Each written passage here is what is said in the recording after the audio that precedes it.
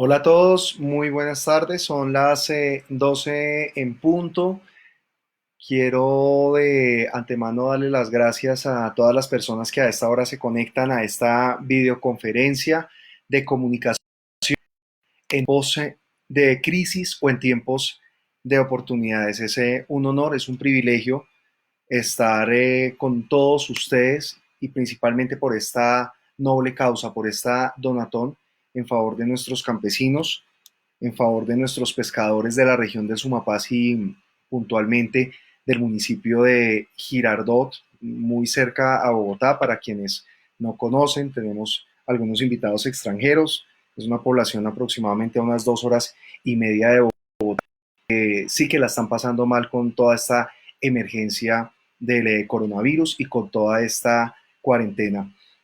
Quise intentar que nos viéramos en pantalla múltiple, una presentación que he preparado para todos ustedes. Eh, pero bueno, vamos a arrancar así muy brevemente con una reflexión y con un análisis que yo he hecho a lo largo de estas semanas que hemos estado en cuarentena. Semanas que algunos, sin lugar a duda, las llamarán de encierro o de angustia. De pronto otros creerán que son semanas de incertidumbre, días que nos agobian en realidad, mientras que otros optamos, créanme que sí, por llamarlas semanas de reflexión o semanas de análisis. Creo que eso es lo que me ha estado dando vueltas en la cabeza. Y hay dos conceptos muy puntuales que he pensado y que a veces no son muy utilizados en el argot popular, aunque nosotros desde nuestra posición o desde nuestro rol o nuestro oficio como comunicadores, como coach, como publicistas o como tantas disciplinas que en este momento se están congregando en este colectivo, sí nos hemos familiarizado con estos términos, que son la resiliencia y la procrastinación.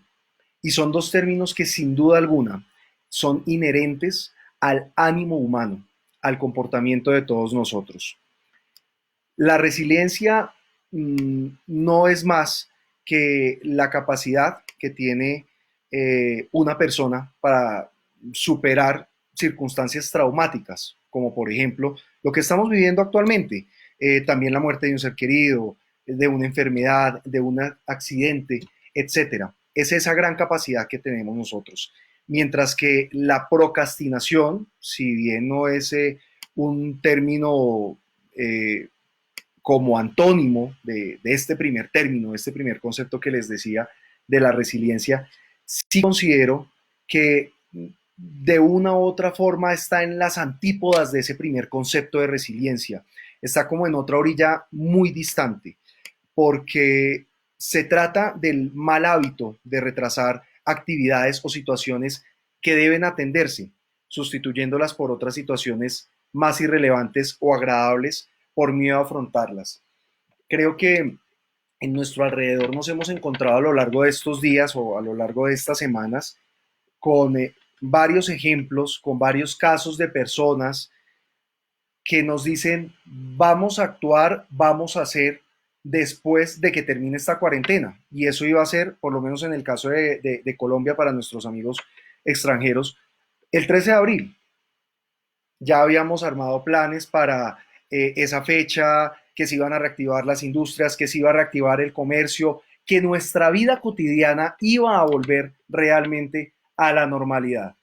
¿Y qué pasó? Unos días antes nos dijeron, la cuarentena va hasta el 27 de abril, ¿cierto?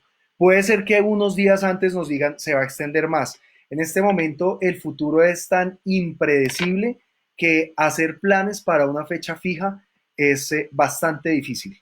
Es prácticamente imposible, diría yo. Pero infortunadamente las personas, muchas personas, todavía quieren fijarse esos plazos fijos para volver a actuar, para volver a hacer. Y no se dan cuenta que en este momento tenemos el suficiente tiempo para empezar a planear o para empezar a hacer desde ya, desde la comodidad de una u otra forma o desde la tranquilidad de nuestros hogares.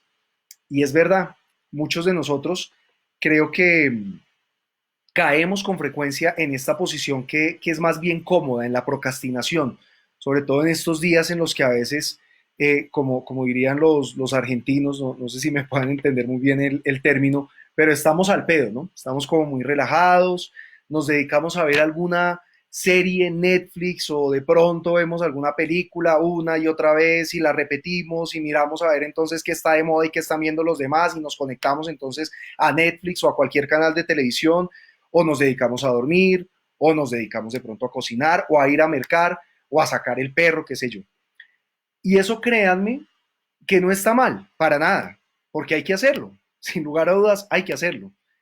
Pero todo esto, ¿qué tanto nos está ayudando a crecer como personas? Es la reflexión que yo me he hecho a lo largo de estos días y que quiero además plantearles a ustedes. Y más aún, ¿qué nos está ayudando? ¿Qué tanto nos está ayudando esta posición cómoda que a veces tomamos a lo largo de los días a crecer como personas? Y más aún, ¿qué tanto nos está ayudando para servirle a nuestros semejantes? O incluso para cambiar nuestro chip, nuestra forma de pensar y de ver el mundo, teniendo tanto tiempo libre, porque sí que lo tenemos. Créanme lo que les estoy diciendo. Tenemos en este momento mucho tiempo libre, a pesar de que algunos están haciendo teletrabajo, de que otras personas están en múltiples ocupaciones en su casa, de pronto con sus hijos, con su esposo, con su esposa, con su novio, con su novia, etcétera, con sus padres. Créanme que tenemos el suficiente tiempo libre para dejar de lado la procrastinación y empezar a ver más allá, empezar a evolucionar y empezar a actuar. Entonces, ese es un poco el análisis que quería hacerles al inicio de esta charla. Y es a qué le estamos apostando en este tiempo. ¿A ser resilientes o a ser, si me lo permiten, me voy a inventar un término, a ser procrastinetas, ¿m? A jugarle a la procrastinación? ¿Nos estamos reinventando o estamos recayendo una y otra vez en las mismas prácticas de siempre? Después lo hago, después doy, después ayudo, después algo, después. Esa es quizás una de las palabras que más nos debería agobiar y que más deberíamos erradicar de nuestro diccionario mental. El después, el después, el después que va tan ligado a la procrastinación.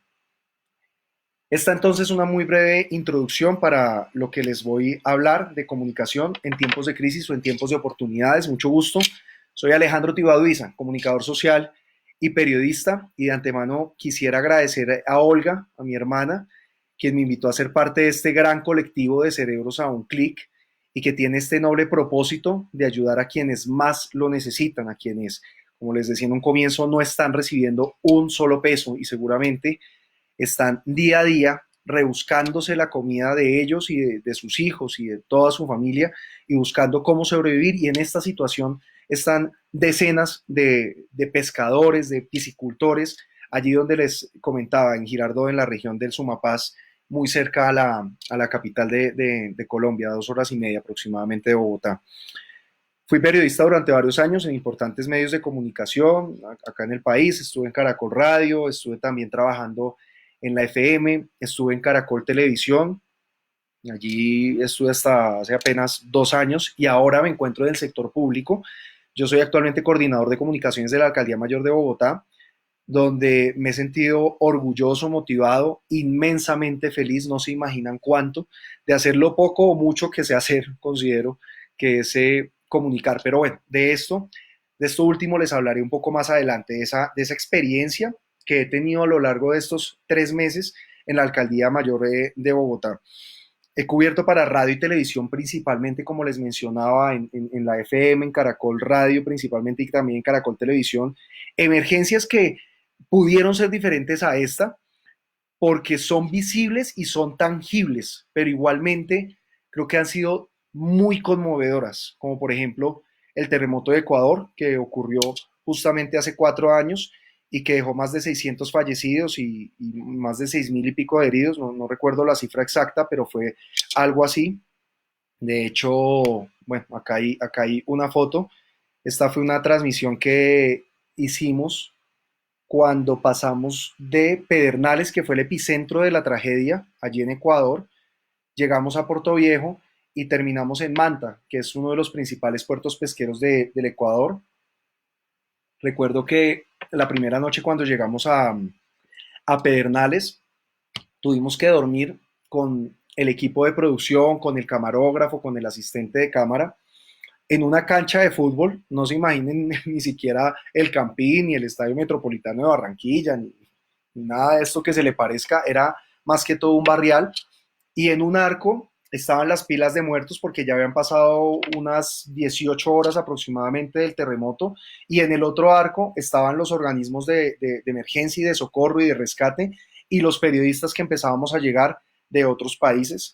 En ese momento, pues Caracol fue, por fortuna, el primer medio internacional que hizo presencia en el lugar. Y así fueron pasando los días, en medio de muertos, en medio de cadáveres, y en medio de tantas dificultades, en medio de esa zozobra y de la muerte y de la tristeza y el dolor de tantas personas por ver cómo lo que se había construido durante tantos años estaba en ruinas, y ver obviamente a sus seres queridos heridos o incluso muertos, ¿no? También estuve en la tragedia del Chapecoense en noviembre de ese mismo año. Muchos de ustedes también seguro la recordarán. Ese increíble accidente en el que murieron 68 pasajeros, la mayoría de ese equipo de fútbol brasileño, del Atlético Chapecoense, y sobrevivieron 6 personas. También estuve en la avalancha de Mocoa en abril de 2007, donde estuve como periodista, pero también estuve justamente con Olga, con mi hermana y con algunos familiares, haciendo lo que hoy estamos haciendo con esta Donatón, a distancia. Esa vez lo hicimos de manera presencial, pero hoy estamos haciendo exactamente lo mismo a distancia, ayudando, donando, dando una voz de aliento a personas que realmente lo necesitan, colaborándoles. Yo creo que todas estas tragedias que en un principio fueron sinónimo de crisis y de dolor y de tristeza, como les decía anteriormente, tienen en todo caso un común denominador, y es que se convirtieron en oportunidades, en motivación y en ganas de salir adelante. Yo quiero contarles que allí aprendí a descubrir lo peor del ser humano, como por ejemplo eh, pasó en el terremoto de Ecuador, y la gente robaba los comercios que quedaban en ruinas. Y esa era una actitud que me parecía tan absurda, tan increíble, que algunos se prestaran para eso, para robarle a sus semejantes que había caído en desgracia. Pero también descubrí la generosidad de miles y miles de personas que ayudaban de manera muy desinteresada a todos los damnificados, bien fuera con un mercado, con dinero, prestando incluso sus apartamentos o casas como albergues, porque lo vivimos, incluso familias de colombianos que vivían allí en Puerto Viejo, el mismo sitio de la foto. Este es el lugar de ingreso pues a Puerto Viejo, y allí justamente en esa ciudad decenas de colombianos decidieron habilitar habitaciones para tener allí a las personas heridas o simplemente a los damnificados de ese terremoto de 2016. Más allá de que ahora el enemigo sea casi invisible, porque estamos hablando de algo microscópico, es que es un virus, debemos firmemente creer y convencernos que la situación es la misma, o al menos es muy parecida, y que nos convoca de nuevo a dar lo mejor de nosotros mismos. Y en eso creo que debemos estar absolutamente convencidos. Para tomar las grandes decisiones de nuestras vidas, creo que además es importante recordar que siempre nos mueven las emociones, y eso estoy absolutamente convencido. El corazón está por encima de la razón, sobre todo en estas circunstancias. Y en esa dicotomía surge además otro concepto, o otros dos conceptos, que son los de el miedo. A propósito de todo este tema de mover emociones, son los conceptos de el miedo y la esperanza. Y de hecho, aunque nos parezca un poco paradójico, a veces son dos sentimientos complementarios. Por eso esta frase que les expongo acá de Baruch Spinoza, el célebre filósofo holandés del siglo XVII, y que en comunicación política se suele creer que la gente vota con el miedo, además. y suele pasar, y es así, votamos por Duque por miedo a que gane Petro, votamos por Petro por miedo a que gane Duque, en fin, y siempre estamos como en esa rivalidad permanente entre nosotros mismos. ¿Votamos por la esperanza o votamos por el miedo? E infortunadamente, siempre optamos por la vía más fácil, o casi siempre optamos por la vía más fácil, y es el miedo. Muy pocas veces la esperanza triunfa. Fíjense lo que dice la frase de Spinoza, y es que no hay esperanza sin miedo, ni miedo sin esperanza. La esperanza finalmente es como una alegría impregnada de tristeza, es algo que quizá va a ocurrir, tengo el anhelo, tengo la expectativa de que ojalá ocurra, pero tiene mucho de melancolía y tiene mucho de nostalgia también. Por eso decía Spinoza que es una alegría inconstante, ¿no? Muy pocas veces la esperanza triunfa. Y sin el afán de entrar, digamos que en mayores discusiones, creo que en parte por eso se perdió el plebiscito de hace algunos años, del 2016, porque era más fácil apostarle al miedo de que las FARC, volviendo al caso colombiano puntualmente, llegaran al poder y no pagaran por sus crímenes. Ese era el temor de la población, que estas personas, estos criminales que durante tantos años fueron los señores de la guerra, no pagaran quizá un solo día de cárcel. Y ese era el miedo. Y también el miedo era que posiblemente pusieran a Timochenko pues como presidente, o que se adueñaran del Congreso, o que empezaran a ganar las elecciones regionales y empezaran a montar gobernadores y alcaldes a lo largo y ancho de Colombia. Nada de eso ocurrió. Las FARC en este momento son un partido político que finalmente son minoría, realmente son minoría en el Congreso, solamente tienen unas curules que se les dieron como consecuencia del proceso de paz, pero no van más allá de eso, no son una fuerza política relevante ni significativa en este momento en Colombia. Pero ese era el miedo de la gente. Por eso se votó al final en contra, por un mínimo margen ganó el no frente al sí. Y le apostó entonces la mayoría de gente en Colombia al miedo y no a la esperanza. ¿Esperanza de qué o esperanza por qué? De tener un país que al fin cerraba un ciclo de más de 50 años de sangre, de dolor y de muerte. No se estaba firmando el fin de la guerra, por supuesto que no, pero sí se estaba firmando por fin el ciclo de sangre, de dolor, de muerte, que había empezado desde 1964 aproximadamente, con la fundación como tal de lo que fueron las FARC, las Fuerzas Armadas Revolucionarias de Colombia. ¿Listo? Seguramente hay muchas más consideraciones, no lo dudo, pero en el fondo siempre estuvo presente en esta importante decisión para el país el miedo versus la esperanza. Y es lo que siempre nos mueve, siempre cuando tomamos una gran decisión.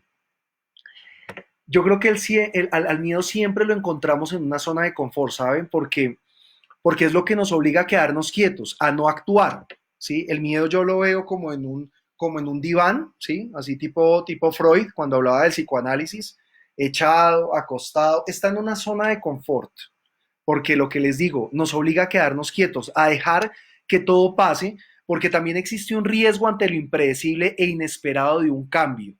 ¿Mm? En contraste, estoy absolutamente seguro que la esperanza es todo lo contrario, porque es la creencia firme, sólida, y va de la mano con la fe y con la certeza que algo bueno va a suceder. A eso me refería con la expectativa, con cierta nostalgia, ¿cierto? O que la crisis siempre, siempre, siempre, por favor no lo duden, trae una oportunidad. Siempre trae una oportunidad. En la hora más oscura de la noche siempre llega el amanecer y creo que todos ustedes lo saben muy bien. Y repito, esta no va a ser la excepción. Ha ocurrido con catástrofes naturales, ha ocurrido con miles, miles de tragedias en el mundo. Y otra vez va a volver a ocurrir, vamos a renacer, nos vamos a reinventar y vamos a salir de esto adelante juntos. Además de ser comunicador social, como les decía al comienzo en mi presentación, yo también soy docente de comunicación oral y escrita en la Universidad de Externado, universidad de la que orgullosamente también soy egresado, pero lo jodido, les confieso, en este momento, para mí es que no estoy dictando clase en la Facultad de Comunicación Social. Fíjense, estoy dictando clase en la Facultad de Contaduría Pública, lo que implica un desafío mayor porque es hablarles a pelados y peladas, a muchachos y muchachas de 16, 17, 18 años, de algo completamente distinto a lo que ellos esperaban ver en una carrera como contaduría pública, ¿no? Números, estadísticas, cifras. Por eso desde el principio yo les planteé la siguiente premisa. Los números nunca hablan por sí solos. Una estadística o una cifra, por más perfecta que sea, debe tener un contexto y nos debe mover a hacer algo, nos debe motivar, nos debe incentivar. Y pasa lo mismo con el coronavirus, exactamente lo mismo. Todos los días nos bombardean de información las redes sociales y los noticieros de televisión. Créanme, yo soy a veces, o era más bien, ya los últimos días no tanto, pero era asiduo visitante de las páginas del Ministerio de Salud o de la Universidad John Hopkins que mostraba el mapa de todos los infectados, etcétera, etcétera. Por lo menos en Colombia en este momento, que hay 2.852 contagiados, 112 muertos, 319 recuperados, en fin. En el mundo, posiblemente hoy vamos a terminar con más de 2 millones de infectados. Pero esas cifras finalmente deben ser un llamado a la acción y a luchar por los que hoy están azotados por otros dos males que pueden ser tan fatales como el COVID-19, y lo son el hambre y la pobreza.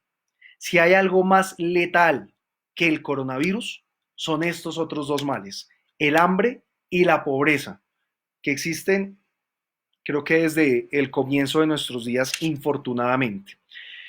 Como les decía hace un momento, tengo el honor de trabajar en la Alcaldía Mayor de Bogotá desde finales de enero y me siento además orgulloso e inmensamente feliz porque esta es la segunda parte pues, de esta videoconferencia y tiene que ver con la persona que está al frente de la Alcaldía Mayor de Bogotá y que se llama Claudia López, que tiene una historia de vida absolutamente maravillosa, que es una mujer inspiradora, que nos motiva sin lugar a duda.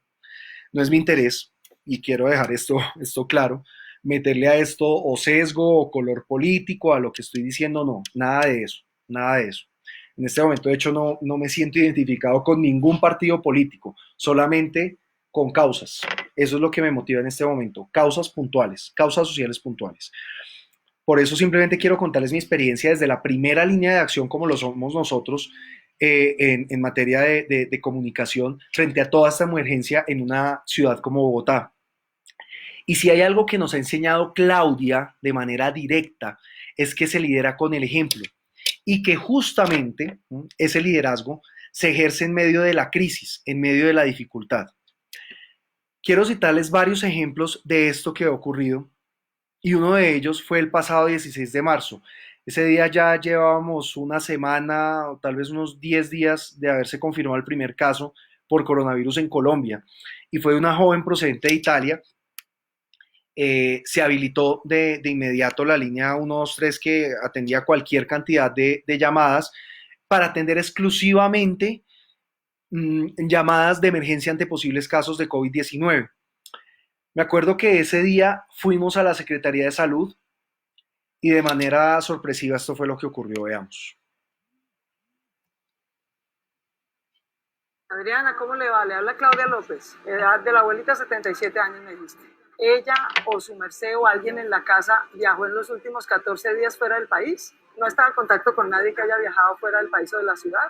Porque esa podría ser una razón adicional de riesgo.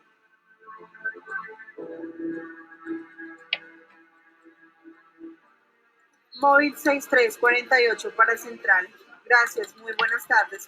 Me hace un favor, se dirigen a Secretaría de Salud a recoger el kit de atención. Posible paciente infectado con COVID-19. Acá les informamos la dirección para la atención con precaución 1458, muy amable. O respondemos con una centro de atención de emergencias y ambulancia nuestra, o en todo caso respondemos con alguno disponible en la ciudad. Hasta ahora hemos podido atender todo. Cordial 73 a todas las unidades. Nos están monitoreando acá. En el momento se va a dirigir a ustedes la doctora Claudia López. Buenas tardes a todos y a todas. Un abrazo a todos y mil gracias por su trabajo. Agradezco mucho a toda la gente del club, a toda la gente de todas nuestras ambulancias, a nuestro servicio de atención de médicos, a todo el personal de salud. Muchas gracias por su trabajo. Estoy ahorita en la Secretaría de Salud, en el Centro Regulador de Urgencias, verificando que todo vaya bien, verificando Que necesitan, explicando a la ciudad que si algún personal tenemos que cuidar como un tesoro en este instante, está todo el personal de nuestro sistema de salud y de atención de emergencias. Por eso es importante quedarnos en casa y solo ir, si es estrictamente indispensable, a urgencias, para no colapsar el sistema de salud. Muchas gracias a todos y a todas por su trabajo. Muchas gracias. Bogotá nos necesita. Si hay síntomas de gripa, usar tapabocas y quedarnos en casa. Llamar al 123 antes de ir a urgencias. Tenemos que lavarnos las manos cada 3 horas, hidratarnos, evitar el contacto físico con otras personas y no asistir a concentraciones masivas. Al toser o estornudar, cubrirnos con el brazo. Alcaldía Mayor de Bogotá. Bueno, entonces este fue un video que hicimos, como les digo, el 16 de marzo. Y todo esto no obedece simplemente a una estrategia de comunicación intencional para quedar bien con la gente, intentando hacer proselitismo político. No, las elecciones ya se ganaron, eso quedó atrás, eso ocurrió el año pasado. Ya en este momento es trabajar con la ciudadanía, trabajar para la ciudadanía, pero trabajar además con la ciudadanía. Y la mejor forma es enviando este tipo de mensajes, estando con la gente. Quizá para ello, para quedar bien con la gente, habría bastado con enviar un saludo a los operadores de esa línea de emergencia, la que les digo, el 123, o con una visita, bastaría para transmitir eso que queríamos transmitir. Un mensaje de acompañamiento y de solidaridad y ya, ¿listo? Los vamos, los visitamos, va la alcaldesa con todo su equipo de escoltas, de comunicaciones y ya está, sale. Pero para que esto resulte, se necesita tener sentido común y responsabilidad social. Es decir, para que esto que ustedes vieron en video salga como efectivamente salió.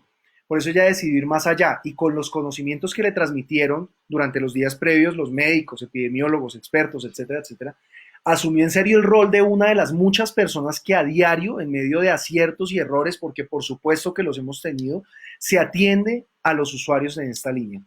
Y es que hay algo que ella nos ha repetido constantemente a nosotros que somos sus colaboradores y que estamos en esta primera línea de acción, y es como la ciudadanía en cada intervención, en cada rueda de prensa ante los medios de comunicación, hay que decirle que hay que cuidar a los que nos cuidan, hay que cuidar al médico, hay que cuidar al policía, hay que cuidar al vigilante, hay que cuidar al que barre la calle para que la ciudad esté limpia y esté bonita, hay que cuidar a la señora que nos ayuda con el aseo en nuestro edificio, hay que hacer de Bogotá una ciudad cuidadora, así de simple. Somos en Bogotá una ciudad cuidadora. Ese es uno de los pilares fundamentales de esta alcaldía. También hay otro video que fue muy reciente y les hablaba del ejemplo, de lo importante que es dar ejemplo para ejercer el liderazgo. Y cuando ya se empezó a masificar pues esta práctica del uso de tapabocas y se volvió obligatorio, sobre todo a partir de la semana pasada, al menos acá en Colombia, pues ella optó por esto. Máscara en casa, súper fácil. Vamos a ver, vamos a aprender aquí entre todos. Se necesita una camiseta de algodón,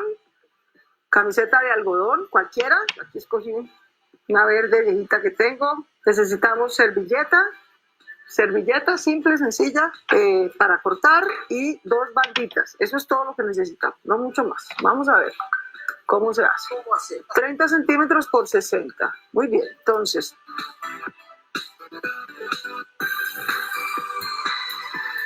Esta la debemos usar todos los días, siempre que salgamos de casa. Incluso en casa, si tenemos gripa, si tenemos síntomas de gripa, por nuestra protección y por la de los demás miembros de la familia, tenemos que usar mascarilla. ¿Listo? Esta fue la camisetica, aquí ya hay 30, pero como es 30 por 60, toca abrirla. Ok. Aquí tiene 90, o sea que 60 es como por aquí, para que nos quede una telita de algodón de 30 por 60. Ok, ya. a cortar un pedacito de papel. Pedazo de papel. El papel Servilleta. tiene las características. Las ponemos aquí en la mitad. Hacemos así y plegamos. Uno, Dos. dos. Vamos el papel, lo volvemos a pegar. Volvemos a plegar otra vez. Uno Es tomar banditas elásticas. y dos. Listo. Ahora una bandita elástica. Aquí. Otra bandita elástica. Al otro lado. Listo. Vamos a doblarla un poquito. Así. De aquí a este lado otro poquito. Así. ¿Listo? Ok.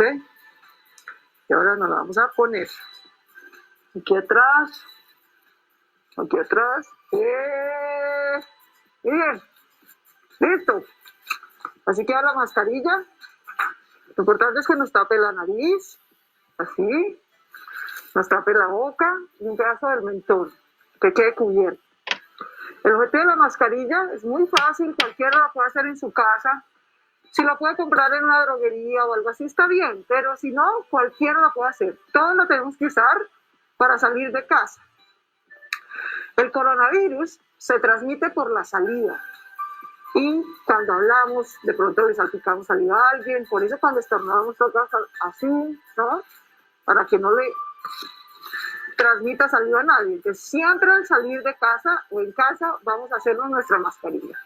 Si tenemos una mejor está bien, pero si no, esta nos puede proteger mucho. Porque al final lo único que importa es que no le transmitamos nuestra saliva a otro, ni que recibamos saliva de otro. Eso es lo que nos cuida. Y tienen que, cada día, en la noche, se la quitan, dejan acá el papel que pusieron, lo quitan, lo desechan, dejamos en la basura y cada día volvemos a poner un nuevo papelito. Esto se lava, cada día se tiene que lavar con agua tibia, con agua caliente y jabón. Con eso cualquier germen o bacteria que estuviera ahí se muere con el agua y el jabón. Nos lavamos bien las manos y cada día cogemos otra. Por ejemplo, dice aquí dos. Esta verde y también esta blanca. Entonces nos las vamos rotando cada día. Todo va a salir bien. Lo veré. Hacerse la mascarilla en casa y a usarla. Chao. ¿Se acuerdan lo que decían nuestras abuelas? Es que predica pero no aplica, o nuestros padres. Es simple sentido común. Si voy a predicar, pues tengo que aplicar. Tengo que convertirme en ejemplo de lo que estoy diciendo. O si no, nada de lo que yo estoy transmitiendo, del mensaje que le estoy dando a la gente, pues va a calar, va a tener alguna influencia.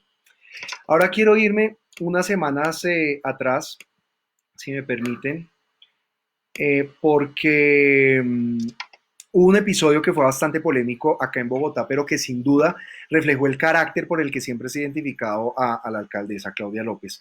Ocurrió en una asamblea de la Universidad Distrital que se llevó a cabo en la alcaldía. Esa asamblea se llevó a cabo a finales de febrero, el 26 de febrero, recuerdo bien, y un par de días antes ocurrieron algunos disturbios en inmediaciones de la Universidad Distrital. Hubo algunos heridos, transeúntes, inocentes que lastimosamente pasaban por allí justo en ese momento. Pero como casi siempre sucede en este tipo de disturbios y de desmanes, la violencia o el vandalismo de los encapuchados es justificado por algunos sectores de la sociedad, ¿no? Es que son muchachos, son jóvenes, son adolescentes, están un poco medio locos, en fin. Pero Claudia no quiso dejar pasar esto por alto y esta fue su respuesta cuando tuvo que confrontar a uno de esos líderes estudiantiles que le reclamaba por el supuesto ingreso del Escuadrón Móvil Antidisturbios, el SMAT, que es muy cuestionado hoy en día, por ingresar a la institución universitaria, violando así la autonomía de la universidad, que por supuesto se debe respetar. Les voy a poner justo el pedazo del video donde se dio esto. La policía y ni el Comité de Derechos Humanos condena, aparentemente no vio, Los que sí entraron a la universidad fueron los vándalos, que ni siquiera mencionan. Qué casualidad, fueron los únicos que no vieron los videos que salieron en televisión y en las redes, ¿o qué? Porque el resto de la ciudad sí los vio. Hoy, por fortuna, cualquier ciudadano es una cámara. Cualquiera. Cualquier ciudadano es una cámara. Por fortuna. Para no depender de versiones ni de videos oficiales. Todos estos videos, excepto el del anuncio del SMAT que grabó el propio SMAT, todos estos videos son de ciudadanos, de cuentas que están saliendo ahí, que publicaron esto en las redes. No son videos oficiales ni nada por eso. Todo.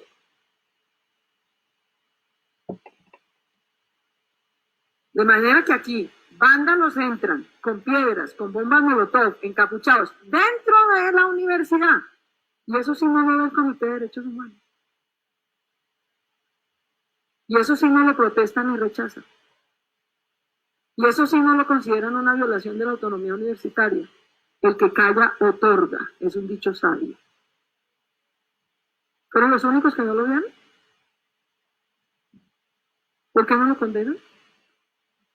Los derechos humanos de los 5 personas, 3 de ellas heridas por lanzar piedras desde un 8º piso, esos derechos humanos de esos ciudadanos, ¿eso no le importan al Comité de Derechos Humanos que manda esa comunicación?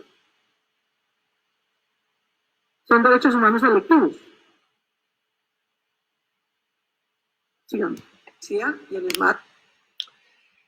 Bueno, pues entonces creo que ya tenemos 12 elementos de un líder en tiempos o en situaciones de crisis. Lo primero, la solidaridad, es decir, ponernos en los zapatos del otro. Es que no es tan complicado en realidad. Y enseñar con ejemplo. Solidaridad, ponernos en los zapatos del otro y enseñar con ejemplo. Y por otra parte, el carácter y la determinación. Y eso se ha vuelto más evidente en esta emergencia, como lo veíamos antes en el primer video relacionado con la alerta amarilla que se decretó en la ciudad, en ese momento a mediados de marzo por cuenta del coronavirus. Pero todo esto debe ir motivado nuevamente por las emociones. No debemos, y esto quiero para todos los que nos escuchan, que quede muy claro, no debemos hablarle al oído a las personas, debemos hablarle al alma, hay que hablarle al corazón.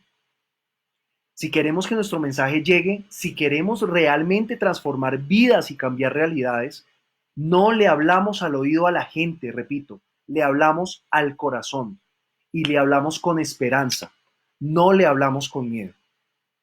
Veamos, por favor.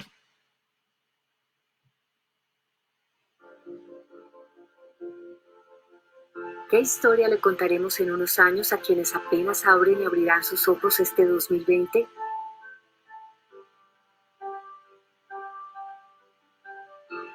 El rumbo de esta historia está en nuestras manos. Contarles la historia en la que también nosotros abrimos los ojos y comprendimos que la vida es sagrada. La historia en la que unidos vencimos los miedos de la incertidumbre. La que sucedió 2600 metros más cerca de las estrellas. En la que a través del valor de la generosidad descubrimos que podíamos ser uno solo. La historia de cómo quedarnos en casa fue el acto más heroico, como hogar, como barrio, como ciudad, como país. Que podamos contar esta historia y no otra depende de nuestra resistencia. Ayúdanos a escribir la mejor versión para la generación del medio milenio. Tienes el papel protagónico. Quédate en casa. Salva vidas. Alcaldía Mayor de Bogotá.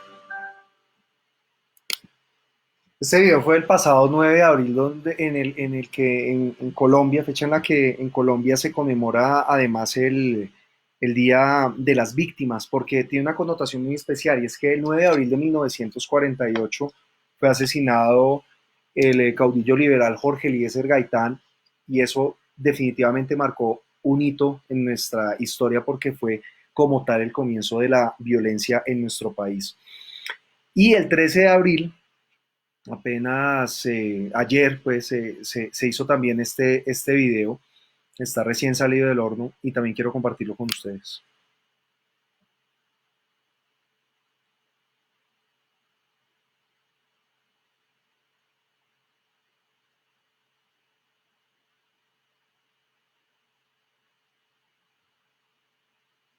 Ya vamos a verlo, está ahí cargando un poco. Dicho que en Bogotá somos fríos, que no cono- tal vez te han dicho que en Bogotá somos fríos, que no conocemos a nuestros vecinos ni sabemos cómo se llaman. Te han dicho que vivimos corriendo y que en nuestro afán vamos por ahí sin saludarnos, sin mirarnos, sin sonreír. Tal vez has escuchado que en Bogotá somos cerrados y que no vemos más allá de nuestro bar, de nuestra casa o de nuestra familia. Pero, ¿te has puesto a pensar, si somos tan fríos, cómo es posible que seamos un hogar para más de 7 millones de personas? Si somos tan fríos, ¿por qué todos se quedan a vivir en Bogotá? ¿Y por qué seguimos expandiéndonos para que haya alimento, sustento, oportunidades y espacio para la vida, la voz, el cuerpo y el pensamiento de cada una y de cada uno? Y si dicen que somos fríos, ¿cómo puede ser que en medio de una pandemia hayamos donado entre todos más de 1.800 millones de pesos para ayudar a 350.000 familias en condición de pobreza? Y que nos estemos organizando y confiando en los demás para trabajar juntos y salvar el almacén de alguien, y el restaurante de alguien más, y los negocios de otros que no conocemos, y esa fábrica de quesos que queda al otro lado de la ciudad, y sacar a pasear el perro de un señor que está cerca, y llevar mercado, remedios y una sonrisa a una mujer que vive lejos. Si te vuelven a decir que en Bogotá somos fríos, diles que una ciudad no se define por el clima de sus muros o por la dureza de su concreto, sino por la calidez que hay en el corazón de sus ciudadanos, de todos los que estamos confiando y siendo solidarios, de esta mayoría que se transforma junta porque sabe que solo así podrá superar la crisis. Si te vuelven a decir que somos fríos, di que sí, que a veces sentimos frío en Bogotá, pero que hoy, más que nunca, tenemos el corazón caliente.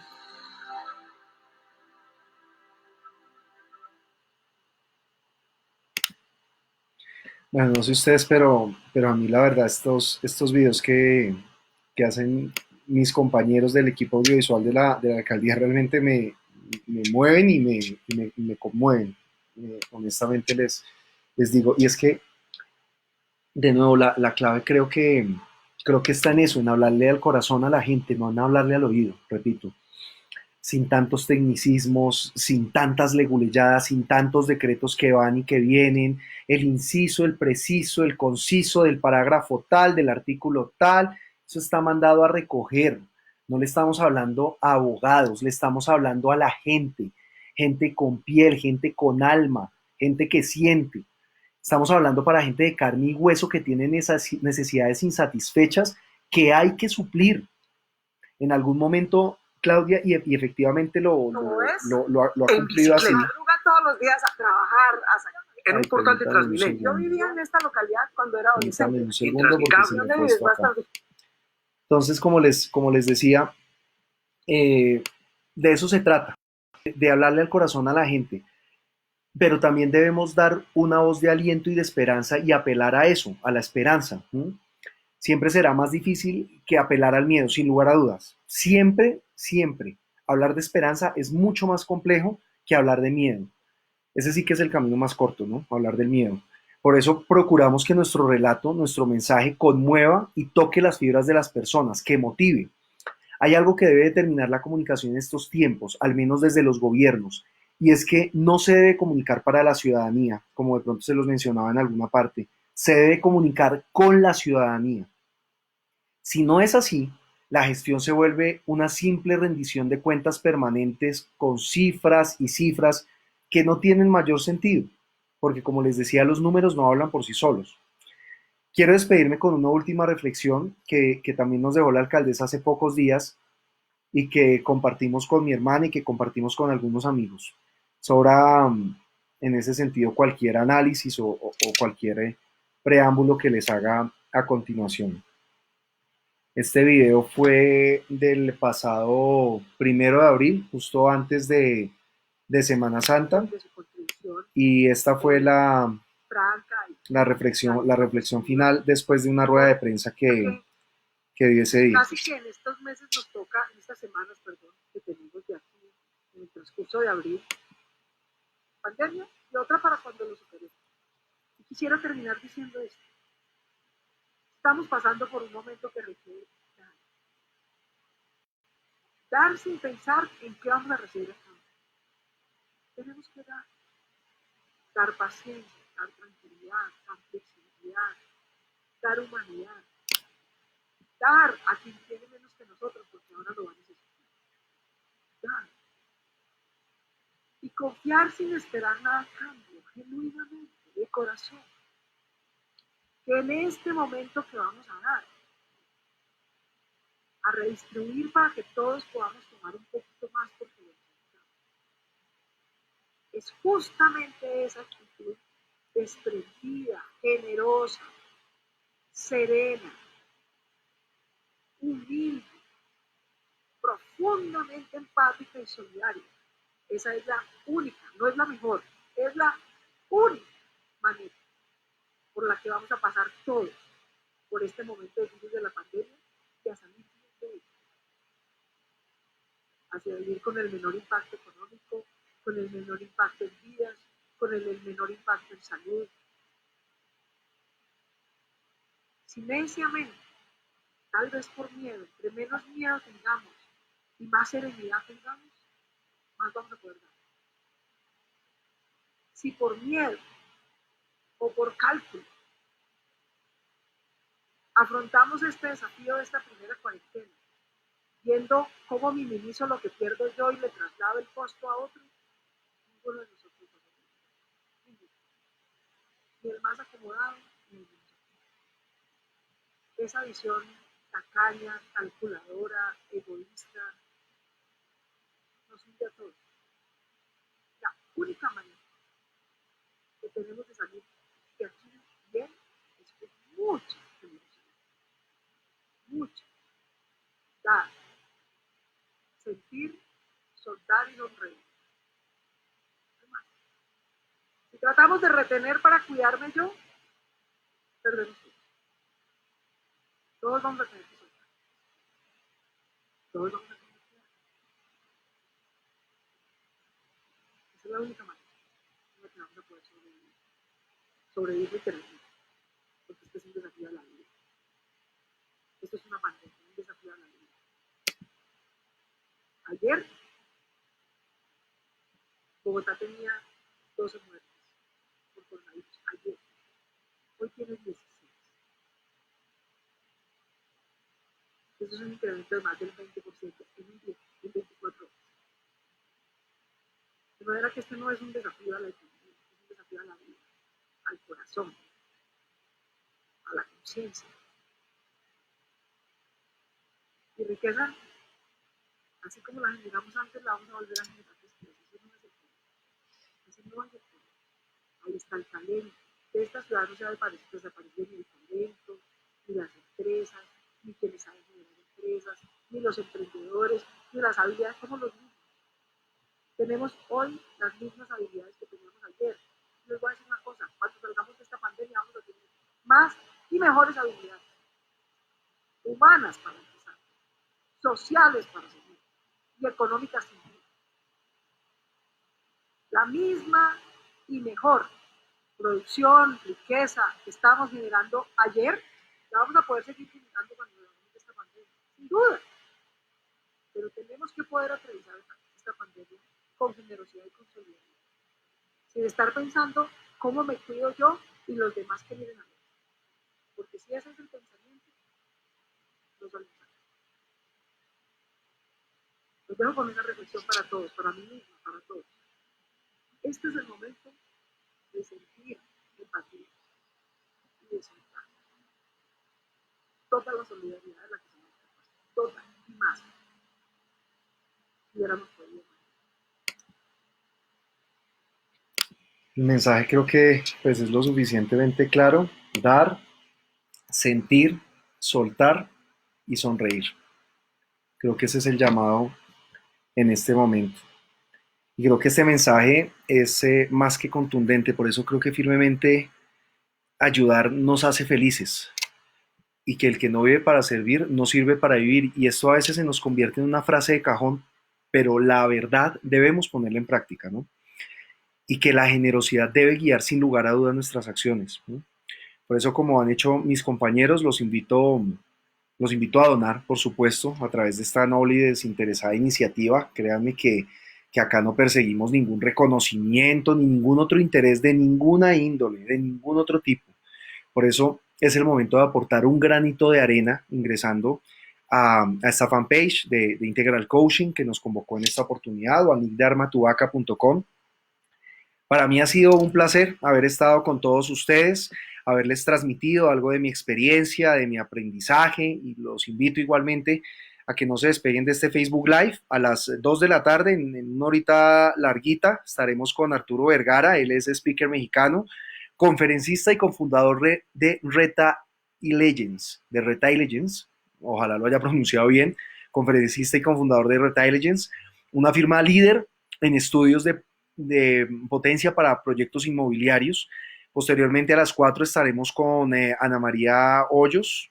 Anita, ustedes la recordarán porque ha sido actriz, ha sido presentadora y ahora es una reconocida influencer, y como ella misma se ha denominado, es una arquitecta de transformación femenina. Y por último, cerraremos nuestras videoconferencias de hoy con Jaime Santa, un reconocido coach internacional, experto en programación neurolingüística, que nos estará acompañando a partir de las 6 de la tarde. A todos en este espacio y hasta una próxima oportunidad. Adiós.